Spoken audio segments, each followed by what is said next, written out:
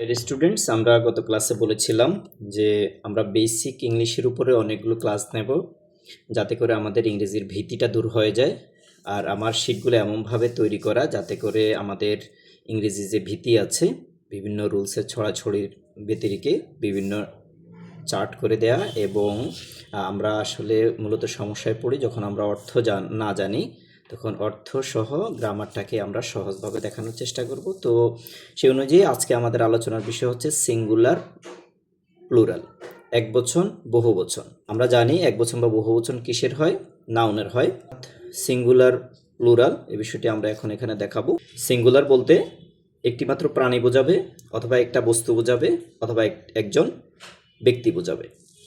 আর কোথাও কোনো কিছু আছে, ছিল বা থাকবে এরকম যদি বোঝায় তাহলে আমরা সেন্টেন্সের শুরুতে দেয়ার দিয়ে শুরু করি। তো লক্ষ্য করুন, এখানে এই সিঙ্গুলারে ডিটারমিনার হিসেবে মাছ বসবে, আ বা এন বসবে, অথবা দা বা দি বসবে। তো এই তিনটা তো আমরা আর্টিকেলে পড়ছি, অর্থাৎ এই তিনোটাই সিঙ্গুলারে বসে। দা যদিও প্লুরালে বসতে পারে, সেটা আমাদের প্লুরালে আলোচনায় আসবে। দেয়ার থাকলে তো আমাদের ভার বসাতে হয় পরবর্তী নাউন অনুযায়ী, পরবর্তী সেটা সিঙ্গুলার নাকি প্লুরাল সে অনুযায়ী। তো যেহেতু সিঙ্গুলার, এই জন্য আমরা এখানে সিঙ্গুলার ভার্ব বসাবো। সিঙ্গুলার ভার্ব হিসেবে ইজ বসতে পারে, অথবা নেগেটিভ ইজন্ট হতে পারে, অথবা ওয়াজ বা ওয়াজন্ট হতে পারে। সিঙ্গুলারের আগে ডিটারমিনার হিসেবে মাছ, আ, এন বা দি বসে, তাহলে আমাদের ভার্বটাও কি হবে? সিঙ্গুলার হবে। Subject singular, verb singular. আর দেয়ারটা হচ্ছে ইন্ট্রোডাক্টরি দেয়ার। তো সিঙ্গুলার ভার্ব হচ্ছে ইজ, ইজন্ট, অথবা ওয়াজ, ওয়াজন্ট, এগুলো বসবে। আমরা খেয়াল করি, কয়টা উদাহরণ খেয়াল করলে আমরা বুঝবো। আমাদের স্কুল মাঠে অনেক বালি, তাহলে এখানে এই যে অনেক বালি, এটা আনকাউন্টেবল। তো আনকাউন্টেবল যেহেতু, সুতরাং সিঙ্গুলার বসবে। তাহলে there is much sand in our school ground. এই যে মাচ সেন্ট, এটা আনকাউন্টেবল, এই জন্য আমাদের এখানে ইজ বসেছে সিঙ্গুলার, এটাও সিঙ্গুলার, ভার্বও সিঙ্গুলার। এরপরে খেয়াল করি, সে আমাকে অনেক সাহায্য করেছিল, যেহেতু সাহায্যটা গণনা করা যায় না, সুতরাং অবশ্যই এটা সিঙ্গুলার।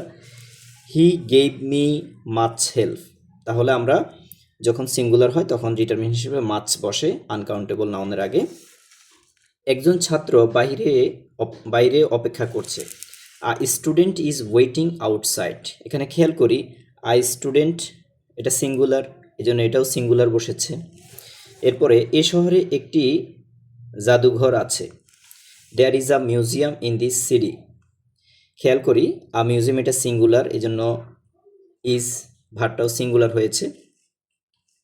আর আমরা বলছিলাম সাবজেক্ট সিঙ্গুলার হয় তাহলে ভার্বও সিঙ্গুলার হবে। আর যেটা সিঙ্গুলারের আগে ডিটারমিনেশন হিসেবে মাচ অথবা আ, এন এগুলো বসে। যেমন আই হ্যাভ অ্যান আমব্রেলা, আমার খাতা আছে, আই হ্যাভ অ্যান আমব্রেলা, এটাও একটি বুঝিয়েছে। I have taken an apple, গ্যারেজে একটি গাড়ি আছে, তাহলে there is a car in the garage, তাহলে আকার সিঙ্গুলার, এই জন্য ইজটাও সিঙ্গুলার হয়েছে। লাল কলমটি আমার, the red pen is mine, the red pen এটা সিঙ্গুলার, এই জন্য ইজটাও কি সিঙ্গুলার। এরপরে মেয়েটি রোদে দৌড়াচ্ছে, the girl is running in the sun, the girl এটা সিঙ্গুলার, এই জন্য ইজটাও সিঙ্গুলার হয়েছে। এবার আসি প্লুরালে, অর্থাৎ যেখানে একের অধিক বোঝাবে। সিঙ্গুলার যেটা একটা বোঝাবে, আর প্লুরাল হচ্ছে যেটা একের অধিক বোঝাবে। তাহলে একের অধিক বোঝাবে যখন, তখন আমরা ভার্ব হিসেবে আমাদের প্লুরাল আসবে। তাহলে প্লুরাল ভার্ব হচ্ছে আর নট, ওয়ার নট, এগুলো আসবে। আর প্লুরাল নাউনের ক্ষেত্রে এর আগে ডিটারমিনার হিসেবে 2, 3, 4, 5 এইসব ডিটারমিনারগুলো আসতে পারে, মেনি আসতে পারে, a lot of, lots of, a few, the. এই দাটা আমরা সিঙ্গুলারেও পেয়েছি, এখানেও পাচ্ছি। যেমন গ্যারেজে 3টি গাড়ি আছে, তাহলে এটার ইংরেজি কি? দেয়ার আর 3 কার্স ইন দ্য গ্যারেজ। এখানে এই 3 কার্স এটা হচ্ছে প্লুরাল, এই জন্য আরটাও কি প্লুরাল বসেছে। অর্থাৎ সাবজেক্ট যে দেয়ারটা কি ইন্ট্রোডাক্টরি দেয়ার, এই জন্য এখানে এই পরবর্তী যে সাবজেক্টটা আছে 3 কার্স, এটা অনুযায়ী ভার্ব হবে। এরপরে ছাত্ররা বাইরে অপেক্ষা করছে, স্টুডেন্টস আর ওয়েটিং আউটসাইড, এখানে স্টুডেন্টস এটা হচ্ছে প্লুরাল, এস আছে, এই জন্য আমাদের ভার্বটাও আর প্লুরাল নিতে হয়েছে। এই বনে বাঘ আছে, মানে অনেকগুলো বাঘ বুঝিয়েছে। তো দেয়ার আর টাইগার্স ইন দিস জঙ্গল। এরপরে খেয়াল করি, বাংলাদেশে অনেক নদী আছে, তাহলে বাংলাদেশে অনেক নদী আছে, there are many rivers in Bangladesh. যেহেতু গণনা করা যায় রিভার্স, এই জন্য তার আগে ডিটারমিন হিসেবে মেনি বসেছে, আর যেহেতু এটা প্লুরাল মেনি রিভার্স, এই জন্য আর বসেছে। এরপরে খেয়াল করি, এই রুমে অনেকগুলি টেবিল ছিল, যেহেতু টেবিল গণনা করা যায়, there were a lot of tables in this room. A lot of tables এটা গণনা করা যায়, প্লুরাল, এই জন্য এক্ষেত্রে ওয়ার এটাও প্লুরাল বসেছে। অর্থাৎ যেখানে দেয়ার ইন্ট্রোডাক্টরি দেয়ার হিসেবে আসবে, পরবর্তী সাবজেক্ট সেটা অনুযায়ী আমাদের ভার বসাইতে হবে। যেহেতু এটা plural, a lot of tables অনেকগুলো, এই জন্য ওয়ার সেটাও প্লুরাল হয়েছে। এরপর খেয়াল করি, আমার এখানে অল্প কয়েকজন আত্মীয় আছে, অল্প কয়েকজন আত্মীয় আছে, তাহলে I have a few relatives here. A few এই ডিটারমিনারটা প্লুরাল আগে বসে, এই জন্য I have a few relatives here. Relatives যেহেতু প্লুরাল, তার আগে আ ফিউ এই ডিটারমিনারটা বসেছে। কুকুরগুলো সবসময় খাবারের জন্য অপেক্ষা করে।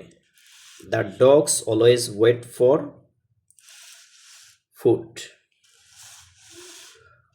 কুকুরগুলো সবসময় খাবারের জন্য অপেক্ষা করে। এখানে কুকুরগুলো প্লুরাল, এই প্লুরাল হওয়ার কারণে দ্য ডগস সেটাও প্লুরাল হয়েছে, অলওয়েজ ওয়েট ফর ফুড।